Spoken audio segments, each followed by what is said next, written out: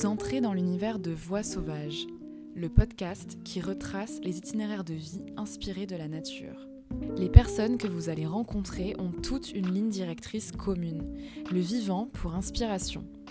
Artistes, alchimistes, guérisseurs, explorateurs, rêveurs, mais avant tout architectes de leur propre vie, chacun et chacune puise son inspiration dans l'essence même des plantes, de la forêt, de l'océan et de toute la richesse que nous offre notre mère, la Terre. Reconnexion à la nature sauvage et au vivant, voyage initiatique, conception de projets positifs, je vous invite à passer quelques minutes suspendues aux côtés de chaque invité pour découvrir son histoire, son parcours et ses projets pour vous inspirer à votre tour à bâtir vos propres rêves d'enfant. Je suis Marion et je vous souhaite la bienvenue sur Voix sauvages.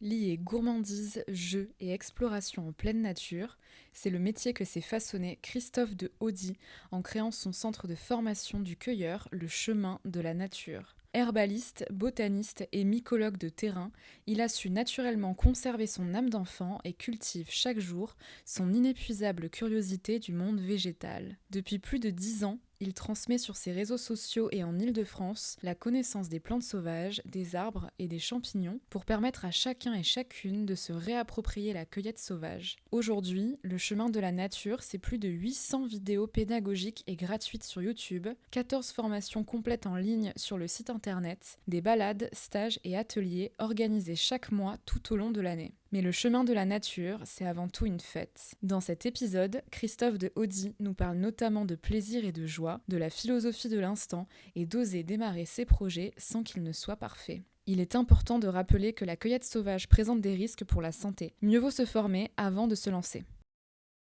Bonjour Christophe, merci beaucoup d'avoir accepté mon invitation. Je suis ravie de t'accueillir sur le podcast Voix sauvages. Donc pour commencer, j'aime bien revenir un petit peu aux sources et j'aimerais savoir quel enfant tu étais et si tu as toujours été connecté à la nature.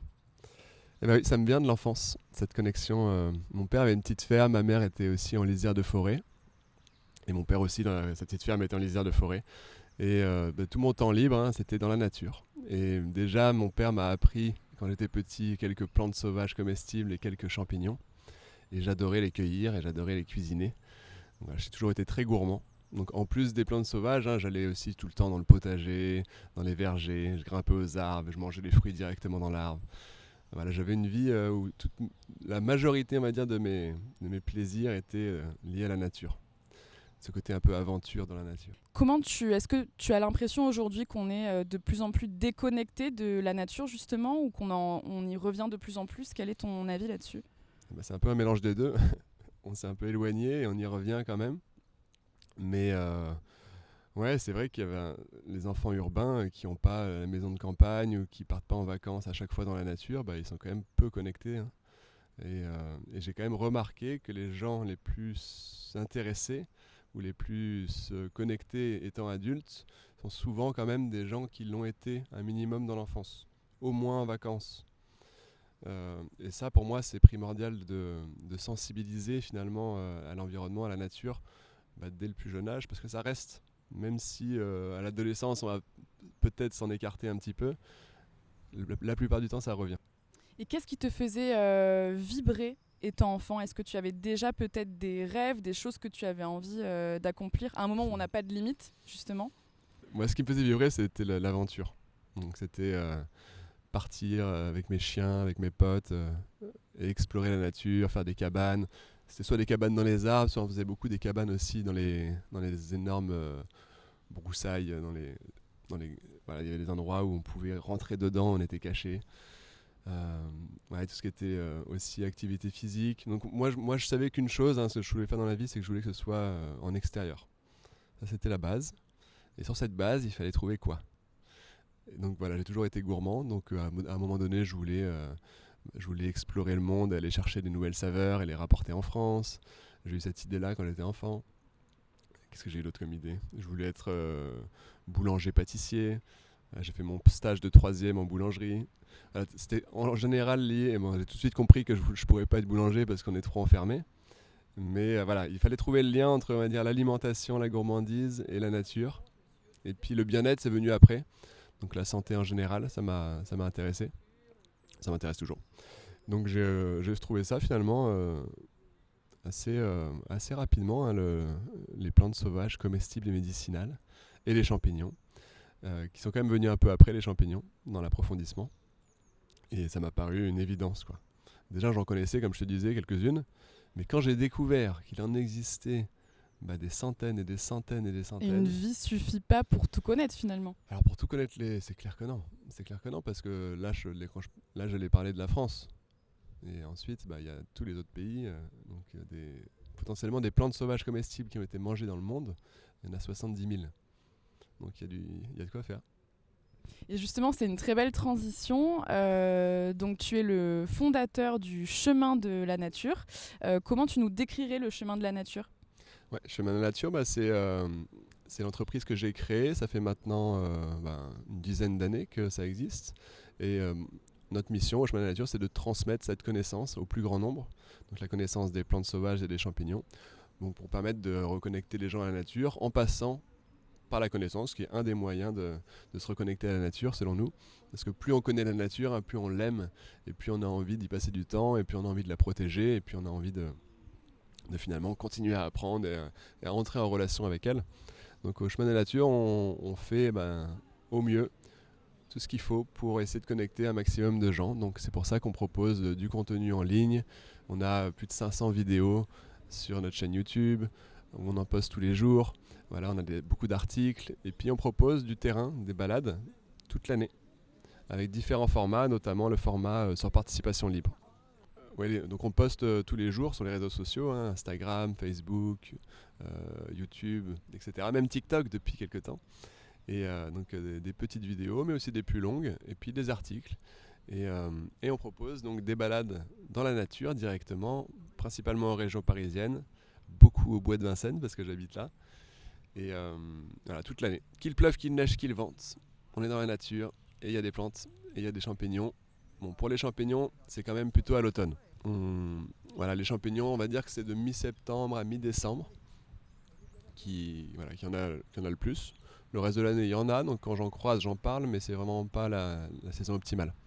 Et voilà, on a différents formats, en partant du format sans participation libre, hein, où les gens donnent ce qu'ils veulent. Donc là, c'est des grands groupes, hein, on est une cinquantaine, mais je choisis des endroits où tout le monde peut toucher, sentir, voir. Et sinon, différents formats, 2 heures, une après-midi, une journée, 2 jours, sur des thématiques différentes. Les plantes, les champignons, ça peut être les arbres, ça peut être les plantes aromatiques, ça peut être l'aspect médicinal, l'aspect plutôt cuisine. Et est-ce que tu peux nous raconter comment tu en es venu à créer le Chemin de la Nature dans ta réflexion ? En fait, j'ai commencé à étudier tout ça. Et en étudiant, moi, j'aime bien mettre en pratique. Donc très spontanément, j'en parlais tout le temps autour de moi. Donc dès que j'étais dans la nature, il fallait que j'en parle à mes potes, à n'importe qui en fait. Dans les stages que je faisais avec mes écoles, j'avais envie d'en parler, j'avais envie de pratiquer avec eux. Et donc je pense qu'on m'a dit un jour, tu pourrais le faire. Et je me suis lancé. Donc j'ai commencé à proposer des balades sur participation libre. C'était le premier format que je mettais sur Internet, sur Facebook surtout. Et puis j'ai proposé aux gens de donner leur mail pour que je les tienne informés des nouvelles dates. Et donc très vite, j'ai eu 200, 300, 400 mails. Et puis c'est bouche à oreille. Donc très vite, finalement, les balades se sont remplies. Et puis je prenais de plus en plus de plaisir à les animer. Et ça a continué. Et ça continue encore, 10 ans après. Et donc là, ce que j'entends aussi, c'est que ce qui te guide, en fait, peut-être depuis le début, c'est vraiment la transmission. Et ça, quelque part, la connaissance du monde végétal, la reconnaissance des plantes, connaître leurs vertus, savoir se nourrir avec ou se guérir, c'est quelque chose qui était complètement induit avant dans nos cultures ancestrales. Enfin, il y a des cultures qui l'ont encore toujours, heureusement. Et la clé, c'est vraiment la transmission. Qu'est-ce que tu penses de ça ? Comment on a pu se perdre, en fait, ce filon, cette continuité ?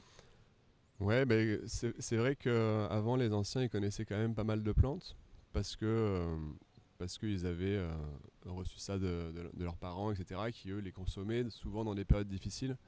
Et c'est peut-être d'ailleurs en partie pour ça que les plantes étaient associées à des périodes difficiles, et vu que on va dire chaque personne devenait de plus en plus riche, et pour montrer cette richesse, il voulait finalement montrer qu'il mangeait de la viande, qu'il mangeait des aliments cultivés, venus d'ailleurs, et donc peut-être délaisser les plantes par rapport à un statut. Ça, c'est un des points. Après, là, c'est aussi le fait qu'il y ait de plus en plus d'urbanisation, hein. Forcément, quand on est éloigné, son environnement, on va dire, immédiat, et éloigné des plantes, on s'y intéresse moins, spontanément. On n'a pas de premier contact. Ah, je me fais piquer par l'ortie, qu'est-ce qu'il faut que je fasse ? Et on propose une plante à côté qui va soulager. Donc là, c'est souvent les deux premières plantes qu'on apprend, hein, l'ortie et le plantain, qui calment la piqûre d'ortie. Mais si on ne va jamais dans la nature, là où il y a des orties, on ne va pas forcément faire cette expérience. Donc voilà, je pense que c'est un peu tout ça. Et ça revient. Donc ça, c'est chouette. Oui, parce que peut-être aussi quelque part, notre notion de confort, elle a énormément changé. Et maintenant, on a tout à portée de main. Et c'est vrai que c'est peut-être moins... ça coûte plus aux gens, finalement, de devoir sortir, de devoir apprendre aussi quelque part, puisqu'on est sans cesse aussi connecté sur nos téléphones. Et on a un peu l'habitude que l'info vienne à nous et on ne va plus vraiment la chercher.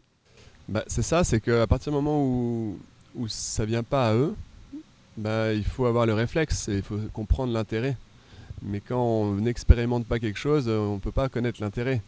Donc c'est tout le challenge du chemin de la nature et puis d'autres personnes et structures, c'est de faire prendre conscience de l'intérêt qu'il y a à connaître la nature. Donc qu'est-ce que ça apporte finalement ? En quoi ça fait du bien ? En quoi c'est important ? Donc c'est tout ça qu'on essaie de transmettre. Et finalement, ils se rendent compte, quand ils font le pas, que c'est un vrai plaisir. C'est un vrai plaisir, et que finalement la nature, c'est plus que du vert, ça devient un univers passionnant avec plein d'expériences à avoir, et ça devient et dont on fait partie d'ailleurs. Oui, complètement. Ça devient un peu finalement, quand on va dans la nature, une chasse au trésor, ça devient une aventure, ça devient un moment qui évoque des souvenirs, qui fait fonctionner finalement les émotions, l'intellect, le corps, ça donne de l'énergie. Donc finalement, ça fait du bien, quoi, globalement. Et puis on se sent moins déconnecté justement de la nature. On se sent appartenir un peu à cet ensemble, et ça donne je pense, des inspirations, des idées pour que nos actions elles soient en accord, et que ce qu'on fasse aille dans le sens de ce nouvel univers qu'on a découvert et qu'on apprend à aimer, quoi. Et c'est tout ça qui te fascine autant dans le monde du végétal plus des plantes ? Oui, les plantes et les champignons, et puis la nature en général, hein, finalement, toutes les interactions qu'il y a entre les plantes, les champignons, les animaux, c'est tout ça qui m'intéresse. Après, moi, mon axe principal a été autour des usages, parce que je trouve que c'est vraiment un axe très intéressant pour l'humain de connaître que dans cet environnement finalement dont on fait partie, on peut aussi s'y nourrir comme les animaux le font, en fait. Finalement, se mettre un peu dans la peau d'un animal, parce qu'on est un animal, hein. On est un animal. Avant, on était chasseurs-cueilleurs, hein, et puis on se portait très bien, hein. Après, il y a eu l'agriculture, tout en continuant à manger quelques plantes. Après, la consommation des plantes a presque disparu, mais ça revient. Mais il y a encore des peuples aujourd'hui qui consomment majorité de leur cueillette, et qui d'ailleurs semblerait n'ont pas toutes les pathologies de civilisation, diabète, de maladies cardiovasculaires et tout, et qui ont un squelette plus costaud, qui ont globalement une bonne santé, quoi. Donc l'idée, c'est pas de le faire, enfin mon idée en tout cas, et moi mon but, c'est pas de le faire pour être en bonne santé, mais c'est de le faire parce que c'est cool, parce que c'est un plaisir. Ouais, parce que ça fait du bien à l'être globalement, quoi, pas que au corps physique. Mais la notion de plaisir, elle est super importante, parce que ça rejoint aussi comment on peut repenser nos modes de vie pour avoir un mode de vie beaucoup plus simple. On parle beaucoup de sobriété, sans parler forcément justement de être écolo. C'est peut-être plus repenser tout ça et montrer que c'est pas une contrainte, mais au contraire, on y prend du plaisir. Et je trouve que justement, le chemin de la nature allie vraiment transmission et expérience. Et finalement, sans l'expérience, on ne peut pas revenir à notre corps et ressentir tout ça, donc on ne peut pas s'en rendre compte.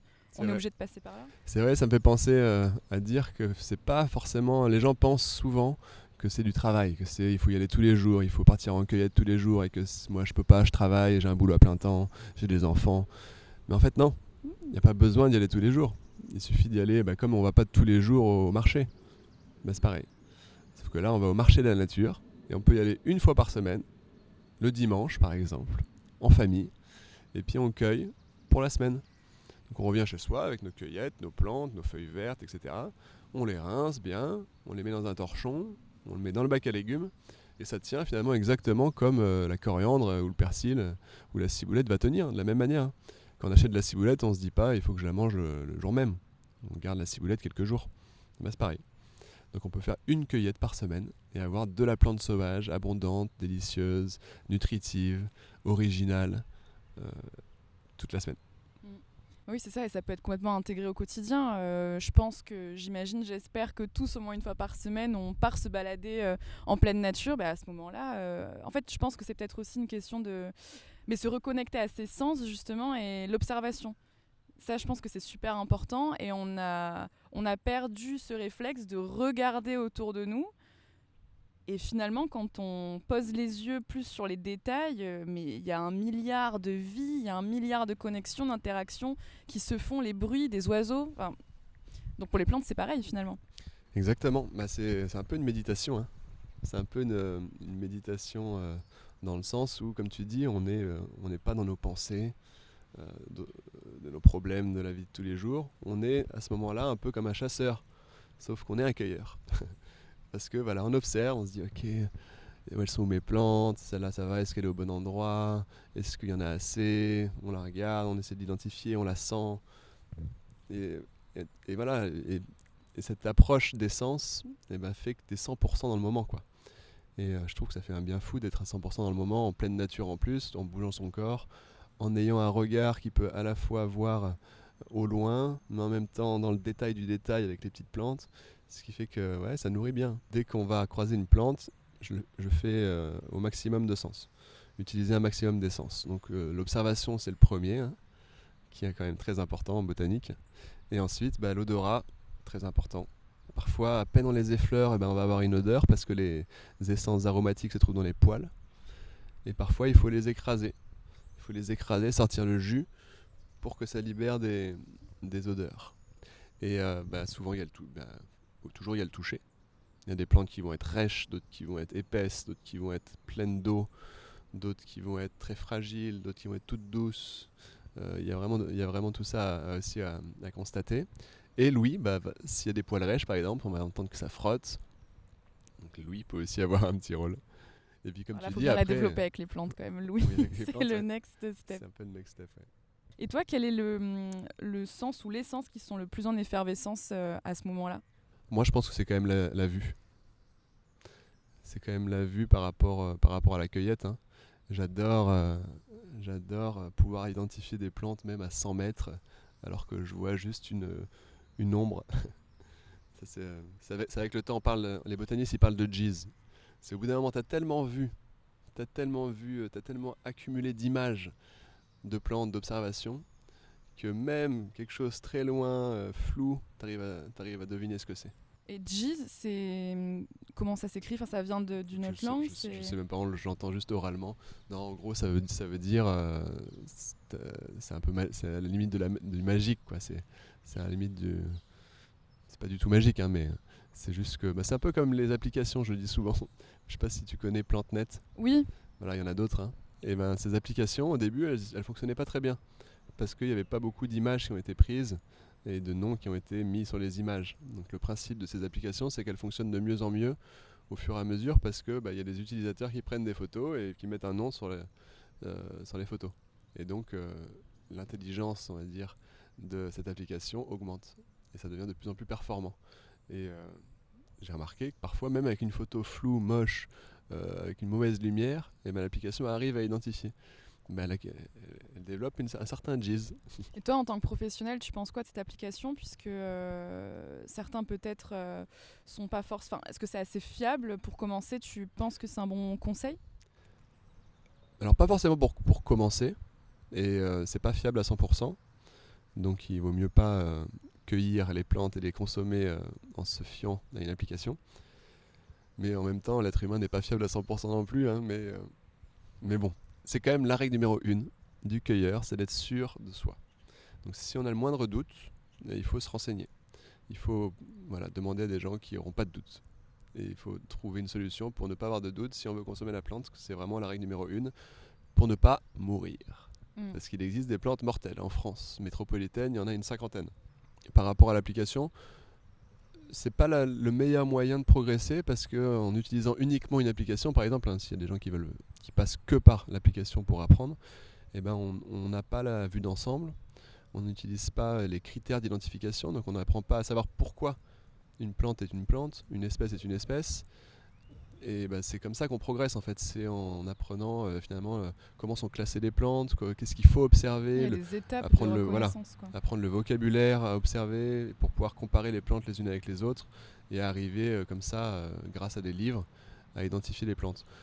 Pour moi l'application elle me sert encore, moi aussi je l'utilise un petit peu, surtout quand je voyage et quand je suis dans un endroit où je connais moins les plantes que dans mon environnement fétiche où je suis tout le temps, le bois de Vincennes par exemple. Là c'est rare que je trouve une plante que je ne reconnaisse pas, mais par contre tu me mets dans une autre région, je vais avoir des doutes, mais j'ai déjà des idées et donc l'application me permet d'affiner et de m'enlever mon doute. Et donc au chemin de la nature vous créez des formations. Est-ce que tu peux nous expliquer quel est un petit peu le process de réflexion pour créer ces formations ? Ouais, on propose donc des formations sur le terrain, déjà, toute l'année, et des formations en ligne aussi. Donc c'est les formations en ligne qui ont démarré il y a à peu près 4-5 ans, qui ont permis au chemin de la nature de grandir finalement. L'équipe s'est agrandie parce qu'il fallait les créer, ces formations, et on est encore dessus, hein. Elles sont toujours mises à jour, on en crée des nouvelles, et donc c'est vraiment beaucoup de travail, sans compter le contenu en accès libre qu'on poste aussi tous les jours. Et écoute, c'est un mélange parce que de contenu que j'ai eu dans mes formations et de contenu supplémentaire qui me semblait super à ajouter à cette formation. On a une formation complète qui s'appelle la formation du cueilleur qui en gros propose de connaître les plantes, donc la botanique, d'apprendre à les cueillir, donc savoir tout ce qu'il faut savoir pour les cueillir, les cuisiner, donc avec des recettes, et aussi en faire des remèdes, ses propres remèdes soi-même, et utiliser ensuite ces remèdes pour soigner certains maux. Et donc la partie, notamment, toutes les parties c'est un gros travail, mais la partie santé c'est un énorme travail parce qu'il faut vraiment être très précis, tout doit être sourcé pour nous, hein, tout doit être très carré, et c'est pas les sources, c'est pas un livre d'un ancien herboriste, hein, c'est vraiment des études, et quand on n'a pas d'études scientifiques, on n'est que sur la tradition, on va mettre que cette plante est reconnue pour ses usages traditionnels, et on ajoute quelques sources, mais voilà, au moins on sait que sur celle-ci on n'a pas d'études. Et voilà, donc un gros travail de recherche pour la partie médicinale. L'étape, c'est le plan, hein, d'abord, on réfléchit à ce qu'on veut y mettre dedans, et ensuite c'est l'écriture des cours, ensuite ça va être la préparation du tournage, parce qu'on en fait des vidéos.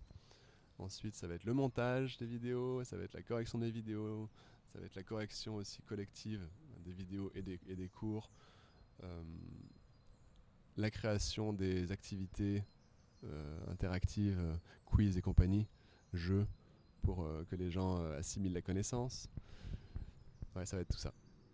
C'est un gros travail. Un gros programme. C'est un peu l'équivalent de notre formation du cueilleur en termes de contenu écrit. C'est l'équivalent, je sais pas moi, de dizaines de livres, mais qui sont aussi traduits, on va dire, en vidéo et pour lesquels on propose aussi des activités interactives et tout.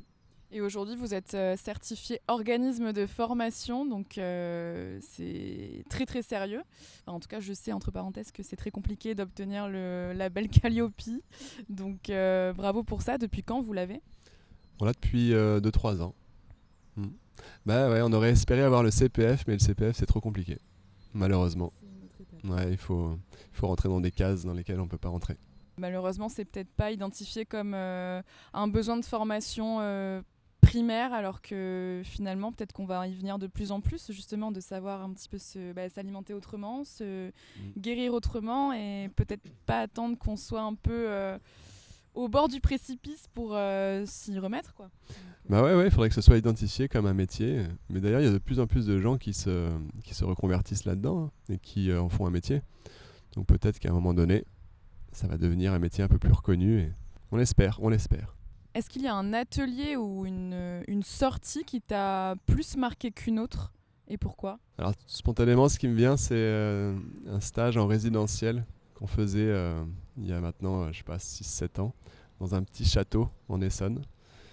Et avant les cueillettes, le matin au réveil, on allait se baigner dans le fleuve. Ça, c'était trop chouette. On courait, on faisait des petits footings, on allait se baigner dans le fleuve après. Et ensuite, cueillette. Cueillette, cuisine. C'était des bons souvenirs, ouais. Ça me rappelait mon enfance où je me baignais dans les étangs.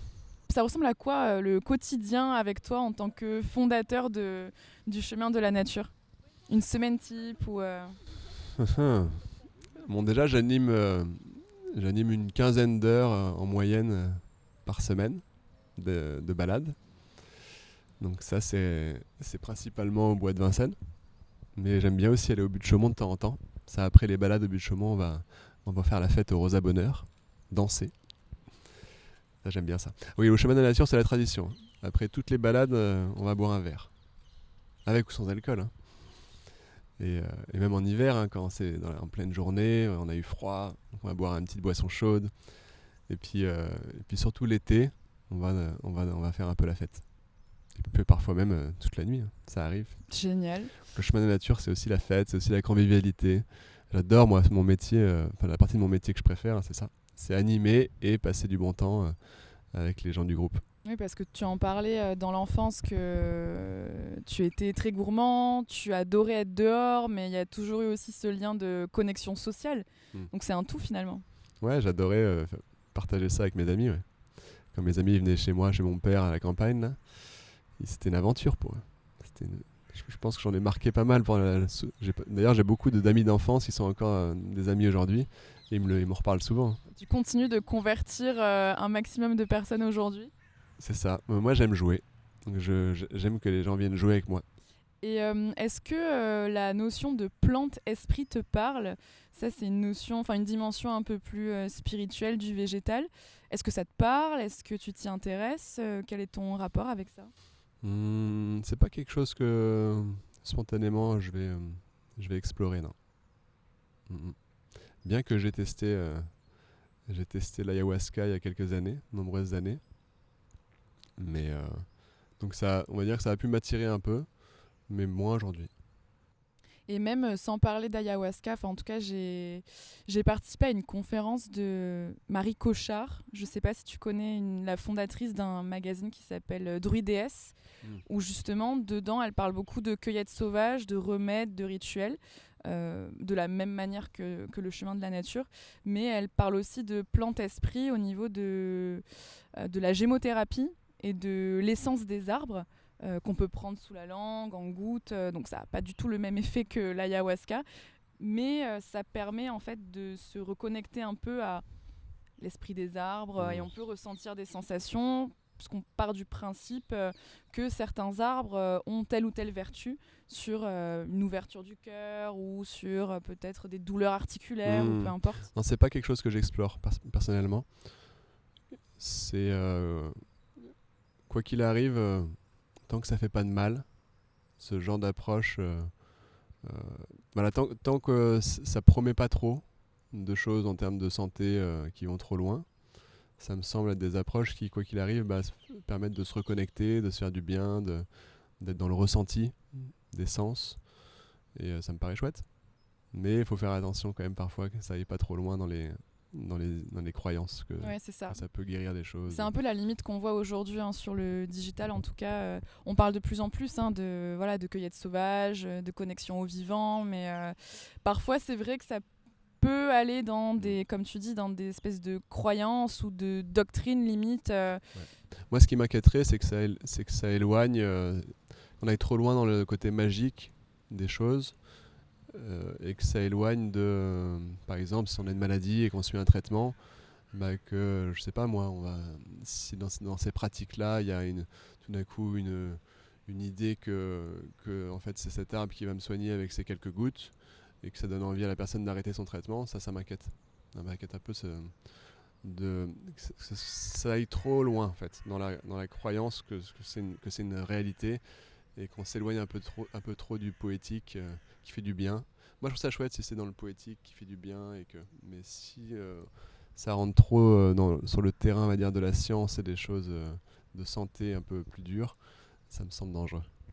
Ouais, ça reste un outil à portée de main au quotidien et quand on a vraiment une grave maladie, la médecine conventionnelle a quand même fait ses preuves, donc c'est un tout finalement. C'est un outil qu'on peut avoir à portée de main, mais sans non plus miser absolument tout sur ça et rejeter tout le reste, quoi. Enfin, c'est un équilibre finalement à chaque fois. Mais déjà finalement, il y a de la beauté, ne serait-ce qu'en observant la beauté en tant que telle, quoi. Toutes ces interactions, quand tu vois les petits insectes qui viennent sur les fleurs, quand tu vois une prairie fleurie, je trouve que c'est déjà en soi merveilleux, quoi. Ouais, c'est Il n'y là où a, la y a pas magie forcément besoin de consommer. ouais, de consommer ou même d'imaginer plus derrière que ce qu'on voit déjà. Mais souvent c'est ça, en tout cas moi j'ai l'impression d'extérieur que on va toujours chercher le plus compliqué, le signe le plus subtil. Mais en fait oui, comme tu dis, la magie elle est très simple. Et elle est si simple qu'on se dit mais non, c'est pas possible, il faut aller chercher encore plus compliqué derrière. Et quelle philosophie la nature t'a-t-elle enseigné ? Quelle philosophie? Je dirais la philosophie de l'instant, de vivre l'instant. Donc, ouais, la philosophie de finalement, on prend le temps et les choses se passent et on n'anticipe pas. Et qu'en étant finalement dans l'instant, instant après instant, eh ben, y a des belles choses qui se produisent. Et qu'il n'y a pas forcément besoin d'être trop dans l'anticipation, trop dans la tête de qu'est-ce qui va se passer si je fais ça. Et c'est vraiment une philosophie de vie qui me parle. C'est de prendre les choses un peu comme elles sont et puis d'être un peu, comment dire, s'adapter comme la nature s'adapte. C'est-à-dire que on va pas anticiper tout ce qui va se passer, on va s'adapter à ce qui vient, quoi. À ce qui vient au mieux avec les outils qu'on a. Et ça, j'aime bien. Pour revenir là-dessus, c'est quand même à force de s'adapter et à force de vivre tous ces instants que finalement, il y a quand même une certaine compétence, une certaine qu'on devient de plus en plus présent et puis de plus en plus fonctionnel. Et que finalement, c'est pas de l'anticipation, mais c'est qu'on l'a déjà vécu. On a déjà vécu beaucoup de choses, ce qui fait que quand des choses similaires arrivent, on est prêt. Donc c'est pas de l'anticipation, mais c'est une préparation par la présence, quoi. Préparation à la vie par la présence dans chaque instant, quoi. Et on accumule de l'expérience et on prend le temps de... Et en accumulant cette expérience, finalement, quand il y a des choses similaires qui arrivent, on a acquis cette connaissance, cette expérience qui nous permet de finalement agir de façon le plus adaptée dans l'instant, quoi. Et est-ce que tu as eu peut-être des mentors ou des personnes qui t'ont inspiré ou qui t'inspirent encore aujourd'hui dans ce milieu-là ou même dans d'autres finalement ? Écoute, j'en ai pas qui me viennent. J'aime bien apprendre un peu de tout le monde, mais j'ai pas suivi une personne en particulier. Donc j'aime bien prendre des petites choses un peu par-ci par-là. Et finalement, j'ai envie de dire que j'ai le plus appris en co-créant les formations en ligne, en co-créant nos formations, nos livrets de terrain au chemin de la nature, notamment avec Aymeric de Kérimel, qui est au chemin de la nature, qui anime et qui crée beaucoup de contenu. Et j'ai beaucoup appris avec lui parce qu'il a, et avec tous ceux qui ont sa façon d'approcher la connaissance, avec méthode, donc la méthodologie, on va dire, scientifique, qui est de toujours... déjà, il a la capacité et la connaissance, l'expérience de la lecture d'études scientifiques, ce qui lui permet de pouvoir les lire déjà. De pouvoir les lire et de les comprendre et de ne pas extrapoler. Et puis aller au-delà et d'en chercher plusieurs pour vraiment extraire de tout ça une connaissance fiable. Et dans toutes les formations que j'ai faites, ça me manquait. Et dans tout ce que j'ai pu suivre, ça me manquait. Et rendre accessibles aussi les informations. Et ensuite les rendre accessibles, bien les synthétiser, sans les dénaturer, les rendre pédagogiques. Et ça, on va dire que c'est les gens qui ont cette méthode qui sont mes mentors. Donc c'est la connaissance la plus sourcée, la plus pédagogique et la mieux comprise qui me parle, moi. Donc la coopération, c'est une de tes... Ça, c'est un point. Et j'ai d'autres mentors dans d'autres aspects. Dans d'autres aspects qui vont dire plus des prises de parole, comment les gens s'expriment, comment ils font pour capter l'attention des gens. Ça m'intéresse beaucoup parce que tu disais que tu allais faire une conférence demain devant 350 personnes. Sans micro. Et sans micro. Et comment tu gères ça ? J'imagine que peut-être que tu as toujours été à l'aise ou non. Ça, c'est un vrai sujet. Et ben comme je te disais tout à l'heure, à force d'expérience. Alors moi, j'ai pas fait beaucoup de conférences. Par contre, je transmets dans la nature. Et transmettre parfois à 60, 70 personnes en pleine nature avec du bruit autour, etc. Ça demande de faire ça demande de s'adapter à ça. Et donc c'est ce que j'ai fait. Et donc j'ai constaté que il fallait que je parle fort, ça c'est logique, hein, qu'il fallait que j'interpelle les gens, c'est vraiment en faisant que j'ai appris des choses sur cette prise de parole en public dans la nature. Maintenant, j'ai envie de faire de plus en plus de conférences pour toucher plus de monde. Et je pense que je vais pas être très bon pour les premières parce que j'ai pas d'expérience en salle. Et que tu as l'expérience du groupe déjà. Oui, mais j'ai pas l'expérience du groupe autant de monde en salle. Donc voilà, ça va être donc je vais progresser. Donc j'en ai mis 2 déjà, j'en ai 3 en janvier. Je vais essayer d'en faire plusieurs pour progresser et puis avoir des retours d'expérience de chaque conférence et puis prendre du plaisir aussi et puis pas anticiper des problèmes. Moi j'y vais complètement décontracté et puis on verra. Et c'est là où tout se rejoint finalement parce qu'en n'anticipant pas de raison de se mettre du stress en plus et Alors si jamais j'avais pas un peu d'habitude d'animer sur le terrain, quand même c'est bien d'anticiper, mais d'anticiper pas dans la tête, d'anticiper en pratiquant, en essayant, en imaginant un public et en le faisant pour de faux, en demandant à des potes de faire le public, je sais pas, mais en tout cas pour moi il y a pas mieux que la pratique. Donc moi voilà, j'anticipe pas et tout ça parce que aussi j'ai beaucoup de pratique. Donc je me dis que je vais faire pareil et puis on verra.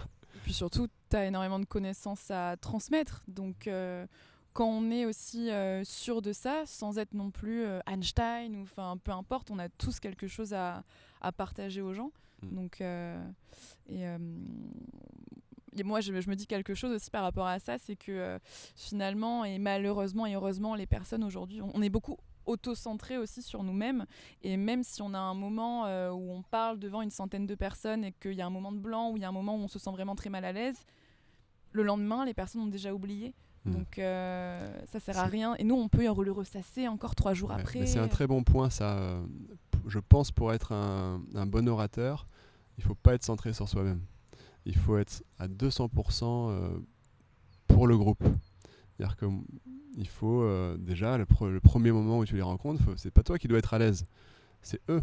Il faut les mettre à l'aise, parce qu'eux aussi ils débarquent dans un endroit, ils connaissent personne, ils se connaissent pas entre eux. Donc moi, dès le début, quand j'arrive dans la nature et que j'accueille un groupe, je fais de mon mieux pour les mettre à l'aise, je pose des questions, j'essaie de détendre l'atmosphère, je dis bienvenue. Je leur pose des questions pour que j'essaie qu'il y ait déjà des connexions qui se créent entre eux, pour qu'ils soient un peu à l'aise. Parce que moi, pourquoi ? Je veux dire, si on se concentre sur soi, on n'a rien compris. Parce que finalement, on s'en fout de soi, on s'en fout de nous. C'est eux qui doivent passer un bon moment. Nous, on est là pour qu'ils passent un bon moment, pour qu'ils aient une belle expérience, pour qu'ils apprennent des choses. Donc je pense que la bonne question à se poser, c'est pas comment faire pour être à l'aise soi-même, c'est comment faire pour que les autres soient à l'aise et pour que les autres soient dans les bonnes conditions pour recevoir le message qu'on veut transmettre. Quels sont les principaux challenges qui ont croisé ta route pendant ton parcours professionnel ou même personnel en lien avec le chemin de la nature ? Les challenges. Positifs ou négatifs ? Est-ce qu'il y a eu des étapes un peu cruciales ?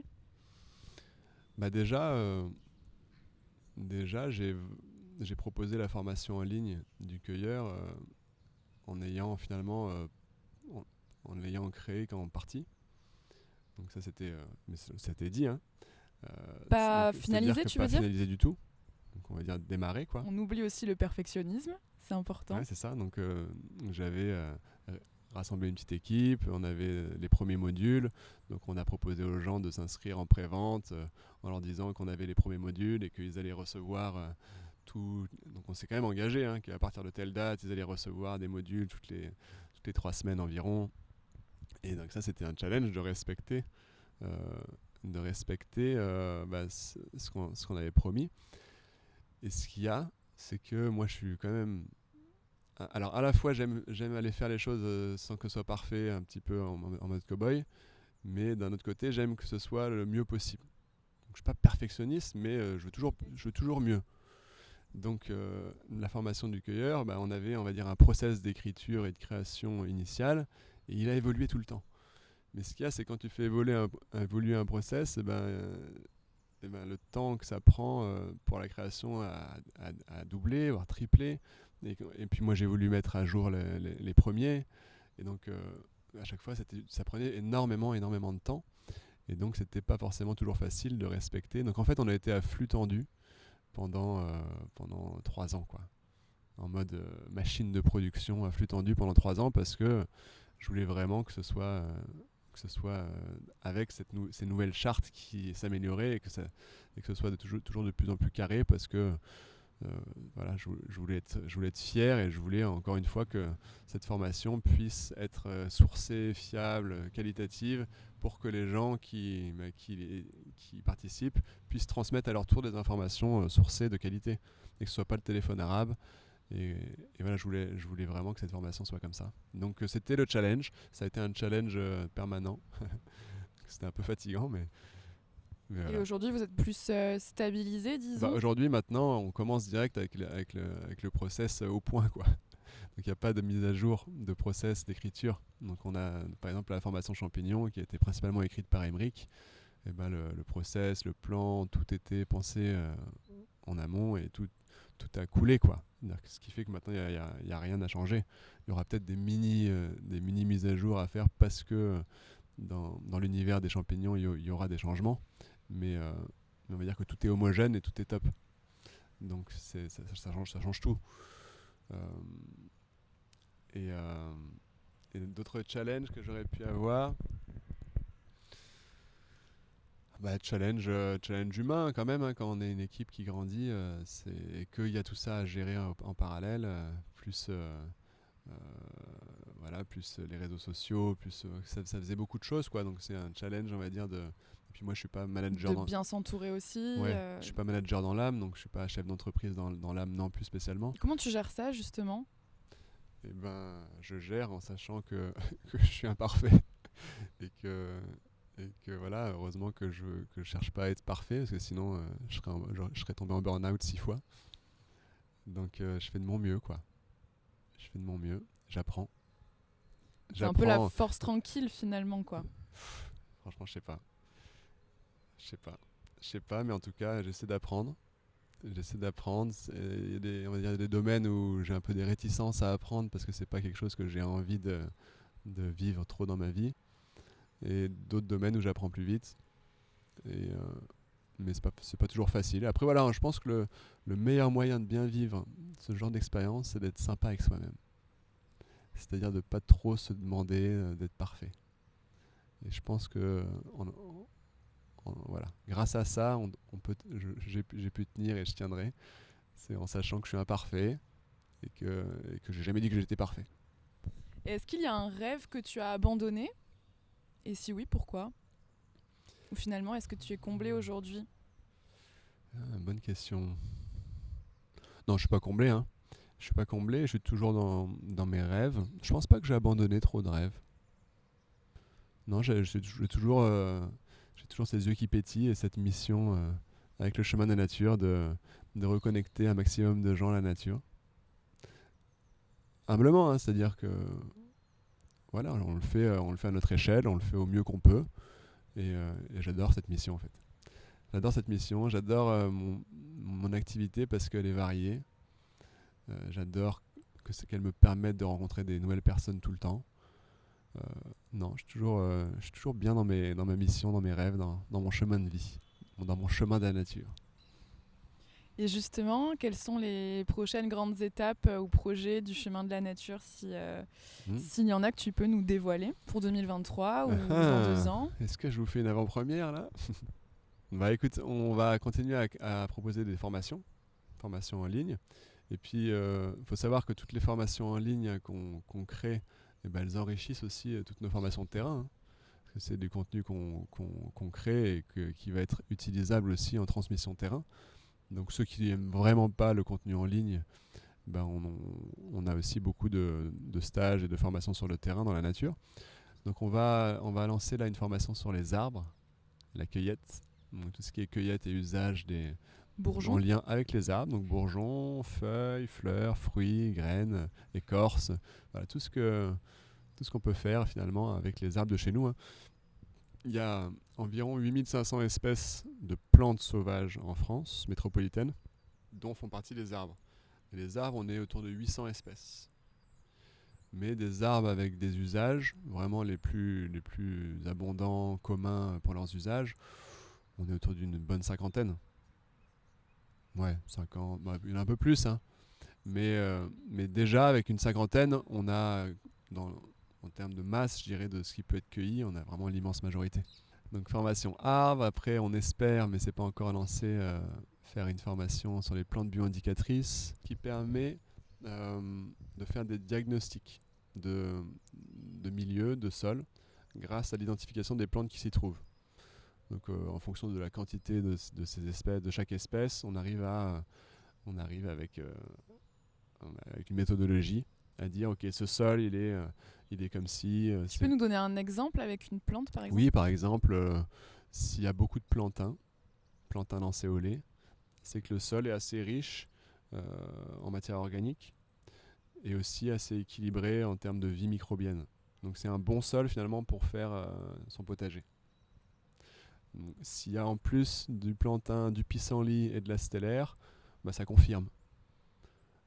Par contre, s'il y a quelques plantains et je sais pas moi de l'aquil et millefeuille, eh ben c'est un moins bon signe.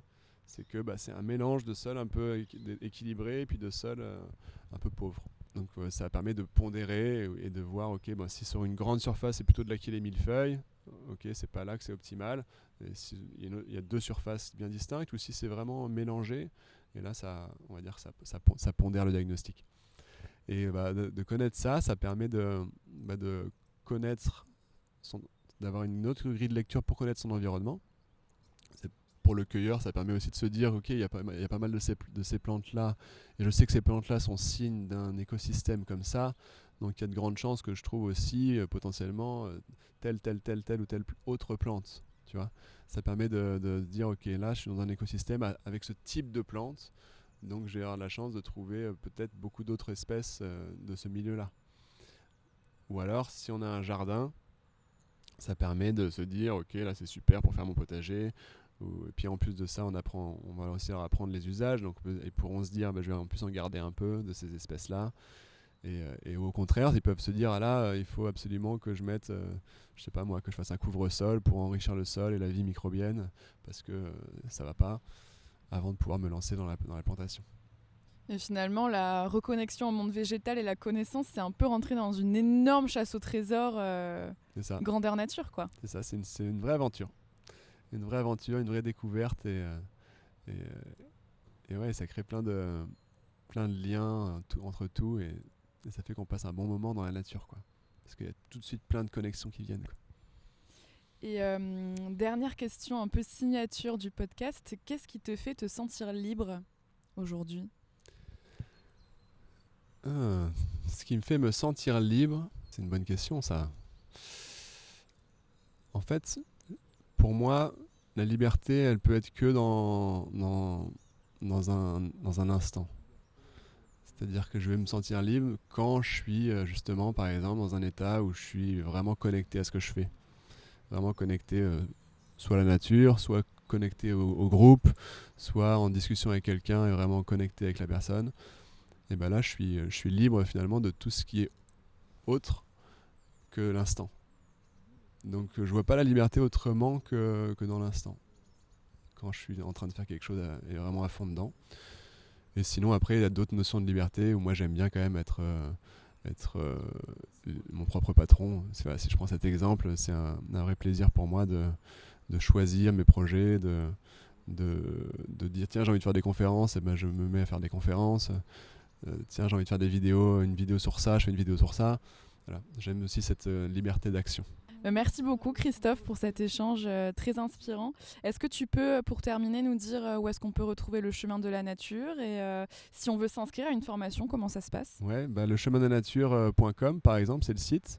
Après, Facebook, le chemin de la nature, tout au nom du chemin de la nature, YouTube, etc. Donc des événements, il y en a toute l'année. Sans participation libre, il y en a à peu près 2-3 par mois. Et puis voilà, on a déjà dans notre calendrier d'événements, pas mal de stages aussi de 2 jours, sur les plantes bioindicatrices notamment, mais aussi sur les champignons qu'on a déjà mis en ligne. Et puis des petites balades de différents formats, sur les arbres par exemple. Il y en a déjà pas mal. Donc c'est sur balade et atelier sur le site Le Chemin de la Nature. Merci beaucoup. Avec plaisir, merci à toi. Merci beaucoup d'avoir partagé cet échange inspirant avec nous. Voix sauvage est un podcast fait maison, alors si vous souhaitez soutenir le projet, vous pouvez le rendre encore plus visible en partageant votre avis sur votre plateforme d'écoute actuelle. Et entre 2 épisodes, venez vous inspirer et échanger sur les réseaux sociaux du podcast.